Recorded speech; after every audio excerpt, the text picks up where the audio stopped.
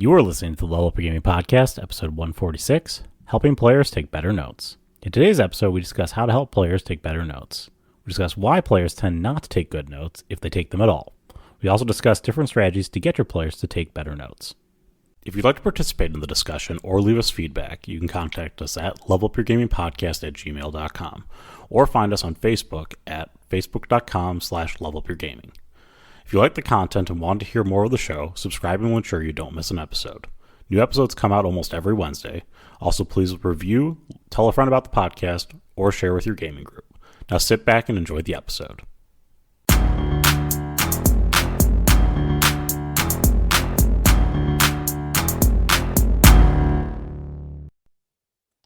Welcome into the Level Up Your Gaming Podcast. My name is Aaron, and joining me virtually once again, I've got Josh. Josh, how you doing tonight? I'm doing pretty good. How you doing, man? I'm doing good. The world keeps turning. I keep looking for homes. That's my life right now. It's a stressful thing. If you the listener have never done it, it's gonna be stressful when you do it. Well, I mean, it does share a lot. Where I remember doing it. It's been a while, but I do remember doing it. And one of the things that we did was, we broke out a notepad and we're pointing out things that we liked and didn't like in different places and trying to find things that sort of matched what we wanted, and brought that back to the realtor and used it as a sort of a starting off point for the next search. You got anything like that going on? No, it's just chaos. We're just throwing the realtor a bunch of stuff and pure chaos, huh? Yeah, chaos. You might be better off, taking some notes. We probably would, but you know what? As a player, I've never taken good notes, and your players probably don't either. So no, they do not. The problem is that, and this is going to be a contentious subject for those who are players listening to this podcast, and for GMs as well, because there's a sweet spot when getting your players to take notes. And the goal is trying to get your players to take some notes and then more notes and more notes, because you don't want to have to keep... You are not the encyclopedia for them to open and say, what happened in Grepthar? Okay. And then you're like, well, I'm going to relay that to you. And what was the name of that one NPC that did that one thing that one time? Yeah. I totally forgot that guy's name. What's his name? Well, you forgot it. That's how it works. There is a balancing act here in that I'm sure this will be pointed out in Josh's notes here, but you do not want to totally screw over your players by being like, you didn't take any notes, I'm not telling you anything about the story. Okay? Because that can grind your story to a halt. And there's also a balancing act where you don't want to just always relay the information back to your players. You want to find some sort of happy medium that you're working towards, and you want to try to encourage good note taking. So that's really what this episode is about, and trying to get the players to keep, if they keep no notes, keep some notes. And if they keep some notes, keep more and more notes. Try and rely upon you as well. So let's get started. I wasn't really paying much attention there. Did we tell them what the topic of this episode is? The topic is helping your players take better notes. I got to write that down. Hold on a second. You better write that down, Josh, because I'm not going to repeat it again. And then 10 minutes later, you can ask me what the episode topic is again, and I'll be like, "Did you write down that note, Josh?" No, I'll just rewind the episode. Thanks. So, but there's information that the player should be keeping, and there's information that the GM should be keeping. And there's sort of a fine line between when the GM should step in and relay information and when the player should be consolidating information for their own benefit. So I think that's where we're starting to go with this here. So Yeah. um, just like you. I, So go ahead. I'll let you get started. all right. Well, I was right Because on I didn't board with take you, any the whole notes thing. before we started this episode.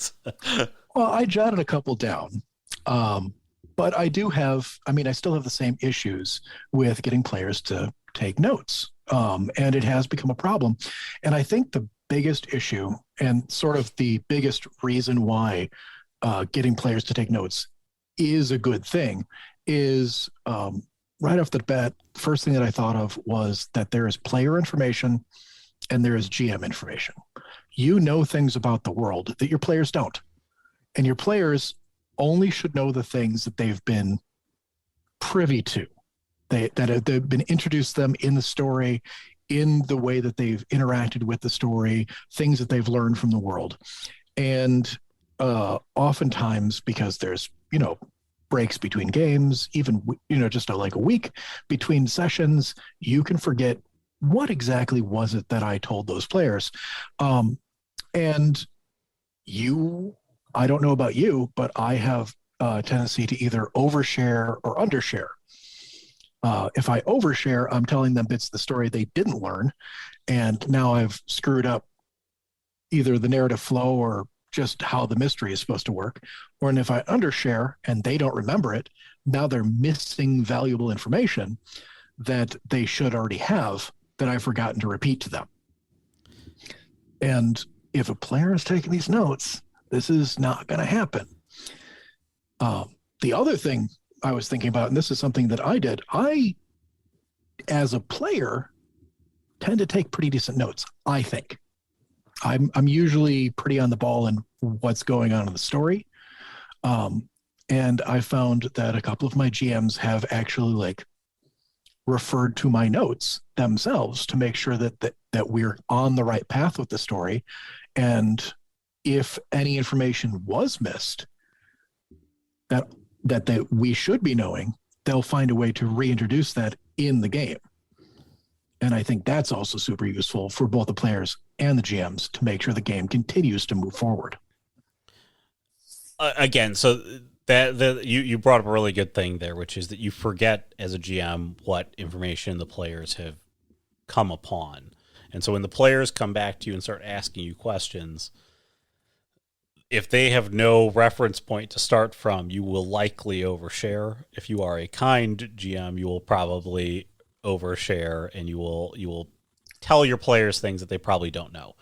Jared happens to do this frequently, where he will relay information, and he'll accidentally slip in additional information that was not present in the original line of questioning or the original information gathering piece.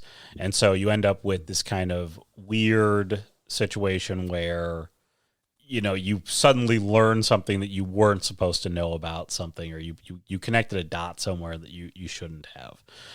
And so yes, the problem is that although the players are supposed to only have a limited set of information, as you relay information to players, this isn't this isn't a class or a lecture. They're not going to sit there and write down every single thing. They're going to write down things that they feel are important to them, if they are taking any notes at all.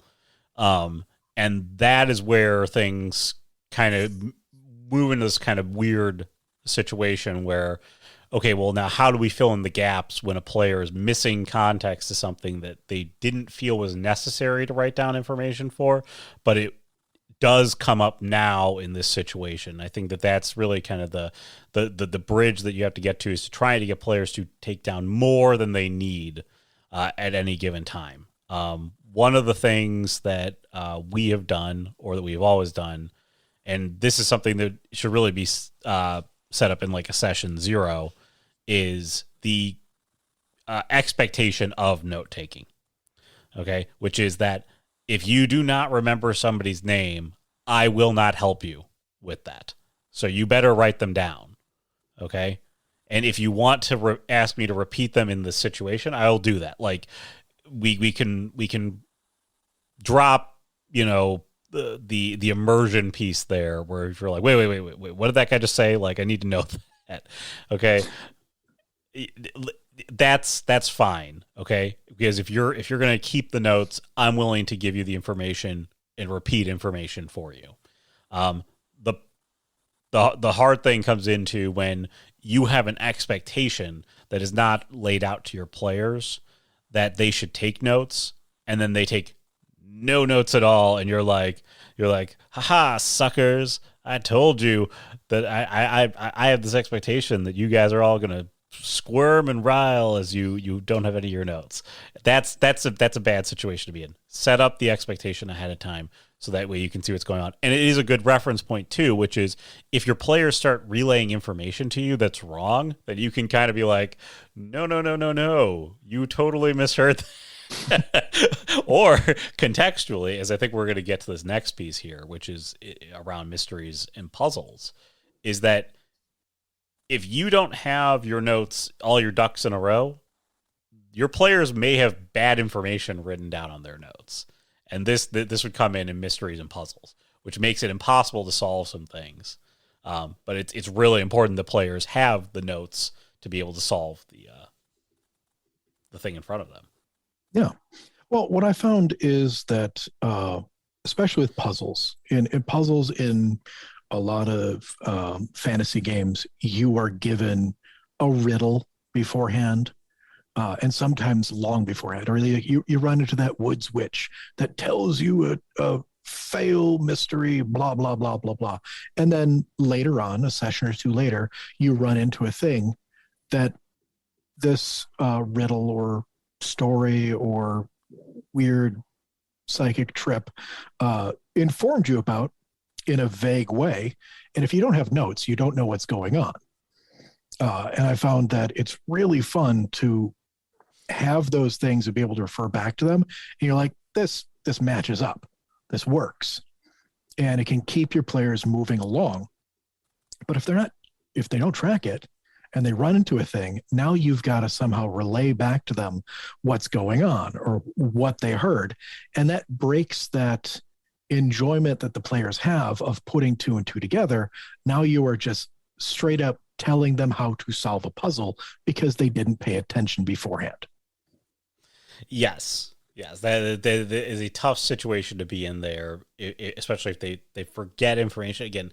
And it is hard to relay, what is information that the player, because the full expectation is that you want them to take notes about everything, but your players only care to take notes about things that they like. If you have players take notes, they'll only care to take notes about things that they care about. So if you say a riddle, they might not decide to write down the riddle because it doesn't feel important to them.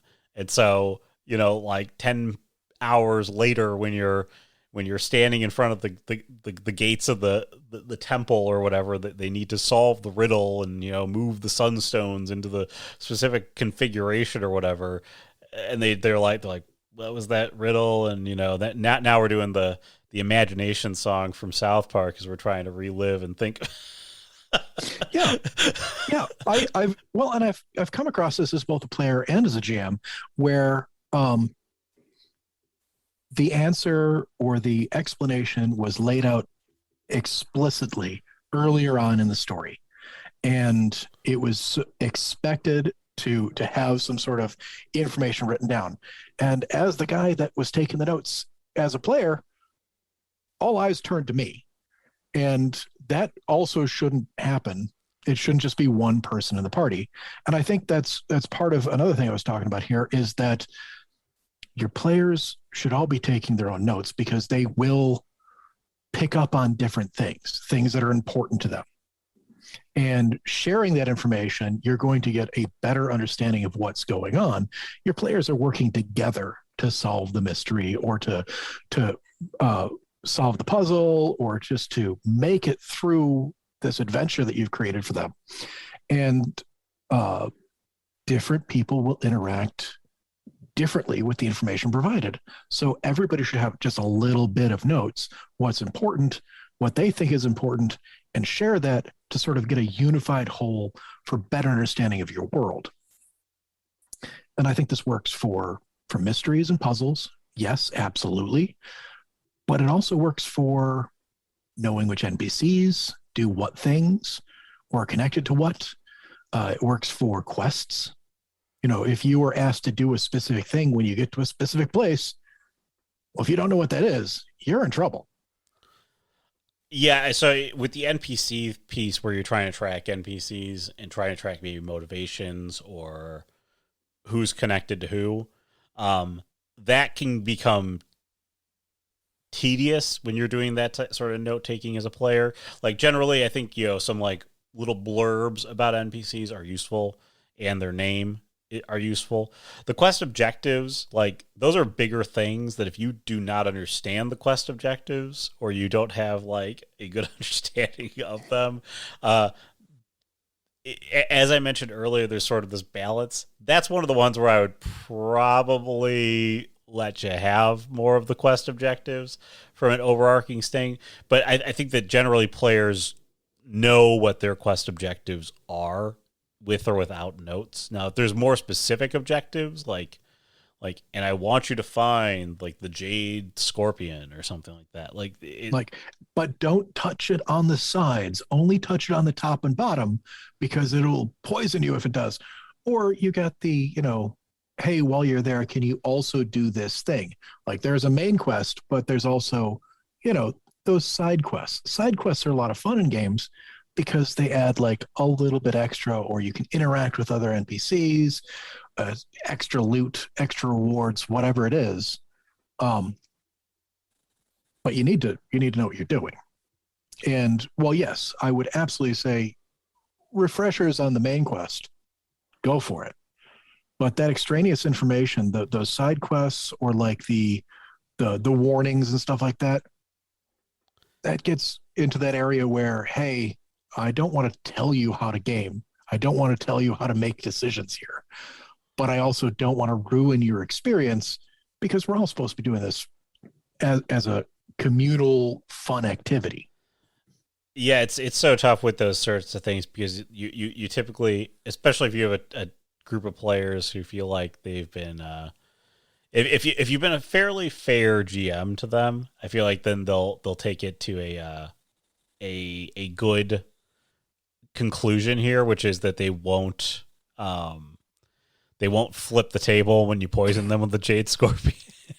But if you are a fairly vindictive GM, you know who you are. I don't know what you're talking about. Then when you poison them with the Jade Scorpion, they feel job. They feel like you totally had this out for me.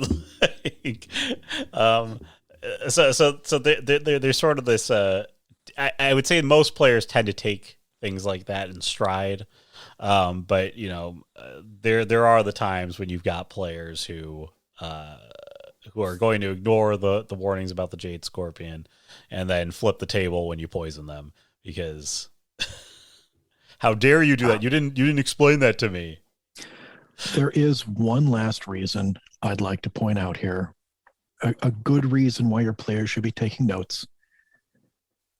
It's because if a player misses a session, I know never happens, other players can fill in the details. And you're not there explaining the whole thing to them. They just learn the parts that are important to the players. It's better that way to have the players explain what they're doing and why they're doing what they're doing. It makes more sense for the person coming in. It also is the good recap there, which is have my players picked up on the stuff that I really want them to pick up on, which is I now hear them explain this to Sarah, who's been missing from the table for a week, and they're like, they're talking about this like weird thing that's happening in the city, and you're like, that has nothing to do with anything that happened last week, and you might be like, but guys, remember that other thing, and that yeah, and that happened too. Oh, and we have to lick our hands before we touch the Jade Scorpion. No, that was not what I said. So yeah, Lick the Jade Scorpion or die or be poisoned for eternity. No. the NPC catches you as you're on your way out of town and says you're an idiot. This is what you're supposed to be doing. No, but it's good to have that back and forth between your players so that they are communicating, so that they are understanding what's going on in the world, and they get your world a little bit better. But also between the GM and the players, so that you know what information they have, and they have the information that you've been trying to give them.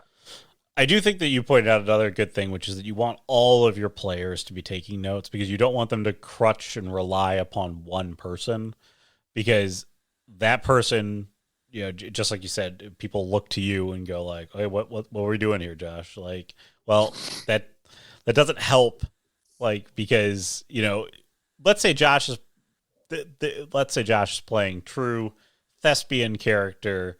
He's playing a particularly nefarious person.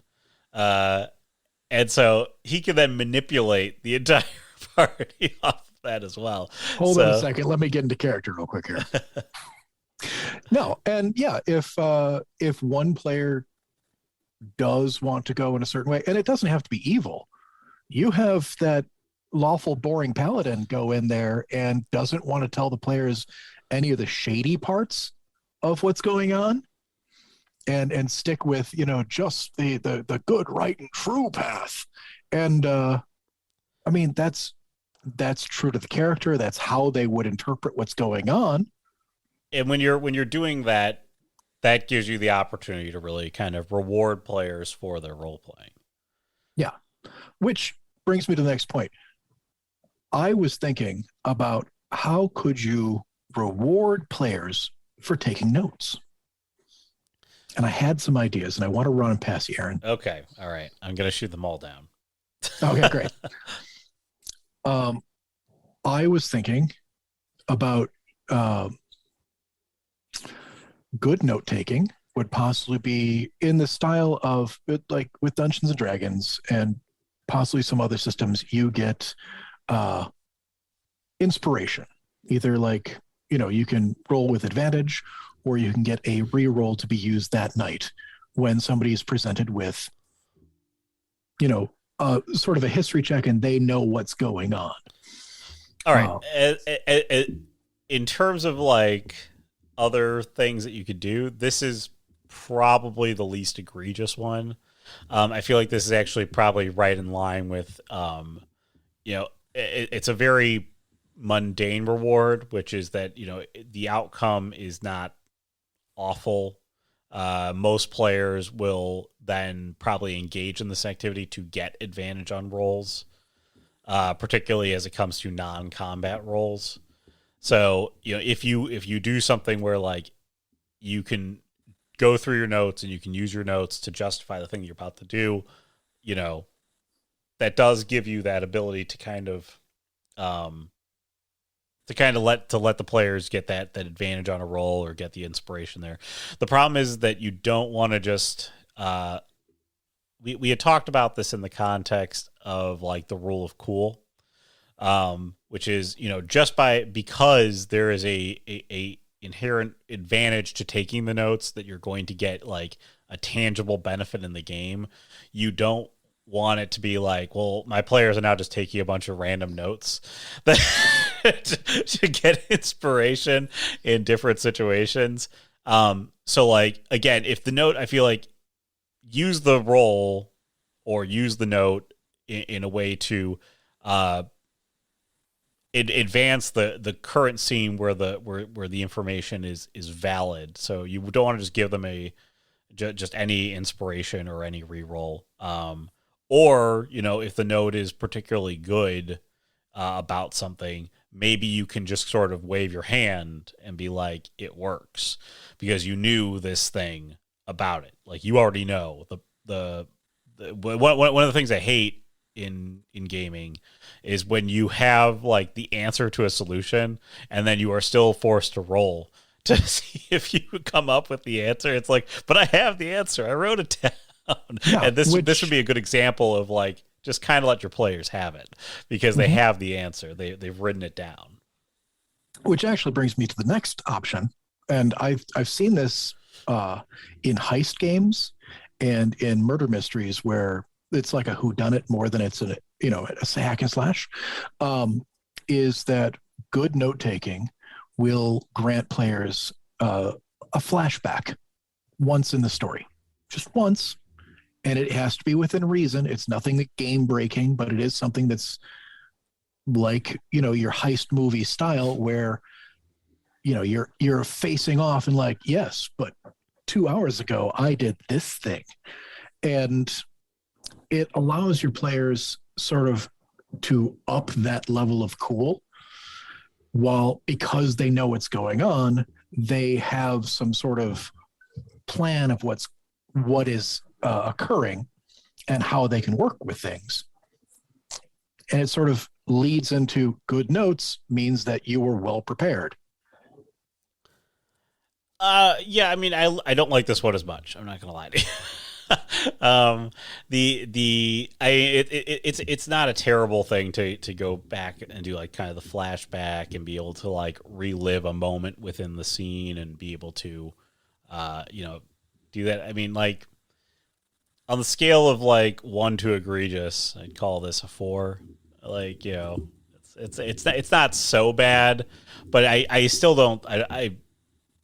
What do you end up doing like in reliving the scene, and like who tells it, who narratively goes through it again, or do you get to re-question the person that you were talking to in the scene?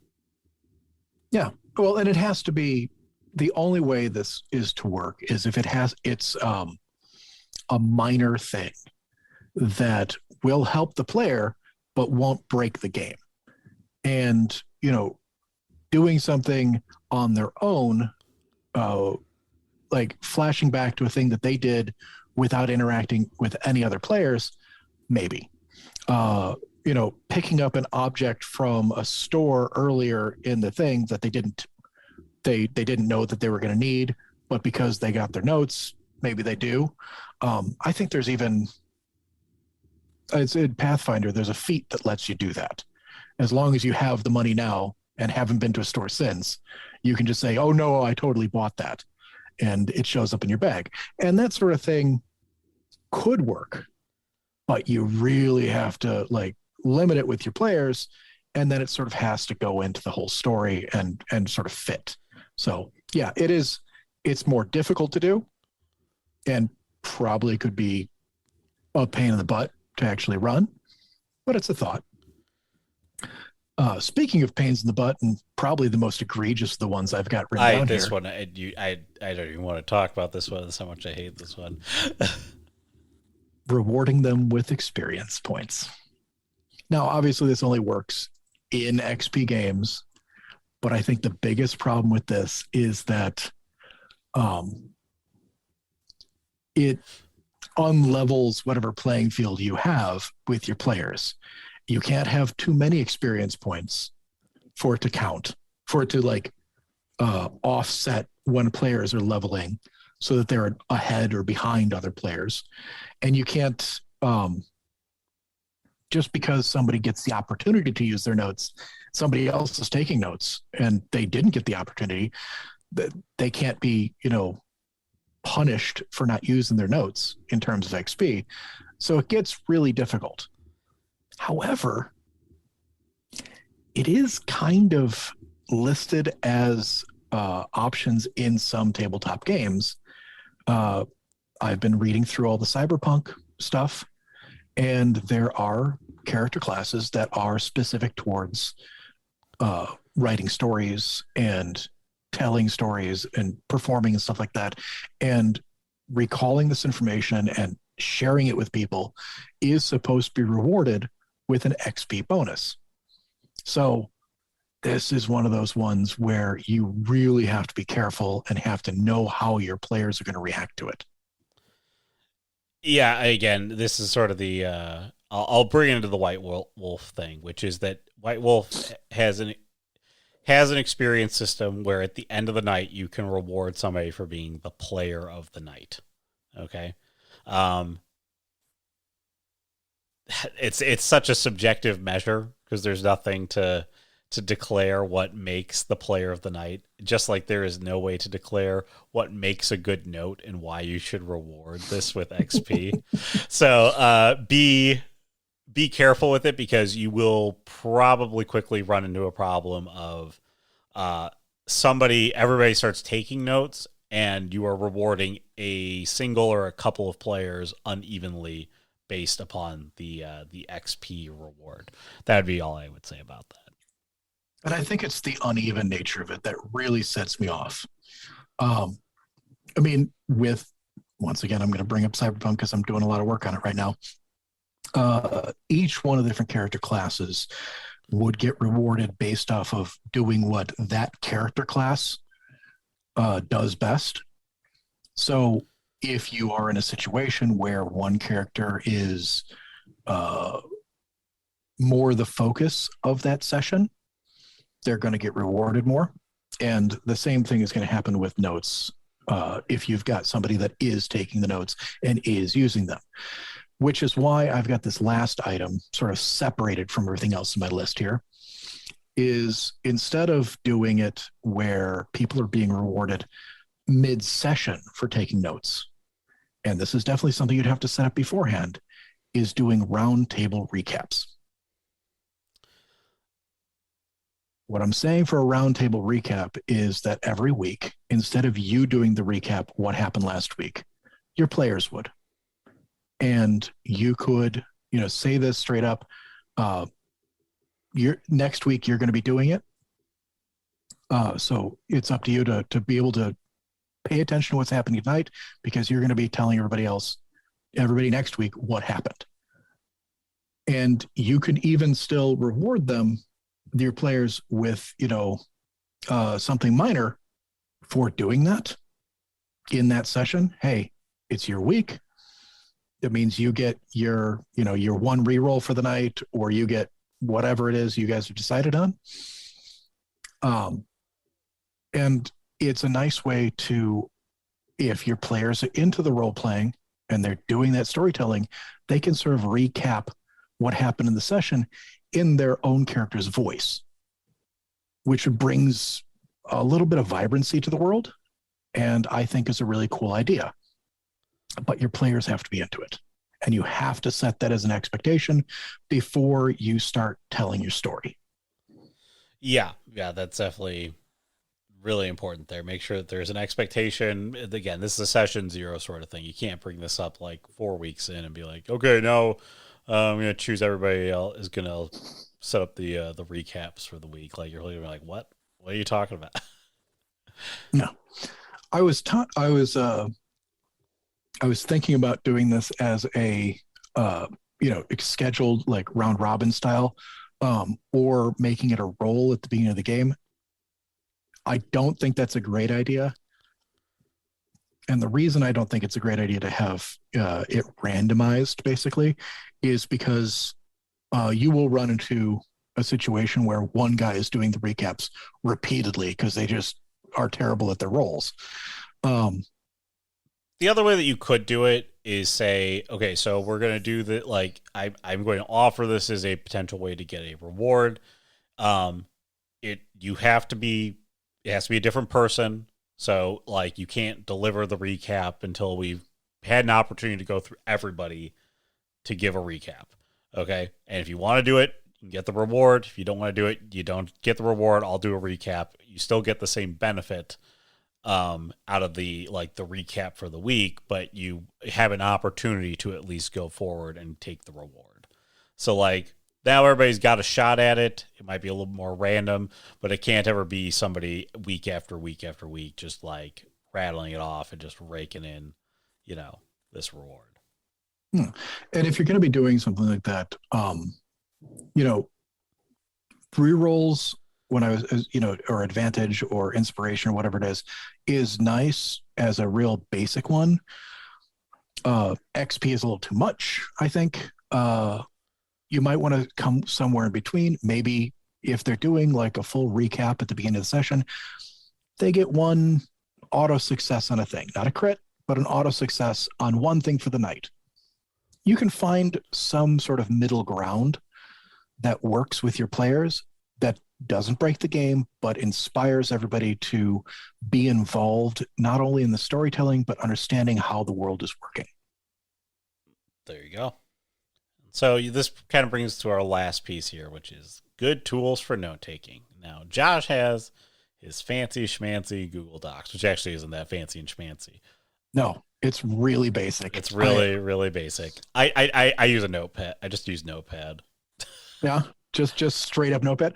The reason I go for the online tools is because I'm a big fan of sharing my notes and sort of doing a collaborative note taking. I actually don't use Notepad anymore. I actually do. We have little note sections now in the virtual tabletop we use. So I actually take my notes there, either in shared notes or in my own personal notes there, but everybody else can view the notes at that point. The good and the bad with that is that, you're sharing your notes, and the like, I'm going to kill this player, like, if that's that, if you're plotting your revenge, it's out there. Also, it's easy to forget that these shared notes are out there, because they're not the first thing that you think about to go grab when you boot up the game.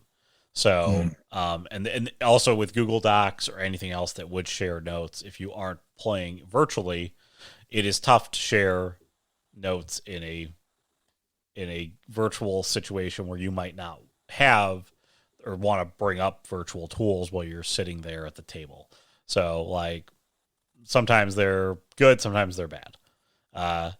What's the other way around? I mean, you can do pen and paper and just kind of do that if you're going to sit around and do that. But there is a benefit to having a shared doc and having a shared set of knowledge that everybody can kind of just type into. Mm-hmm.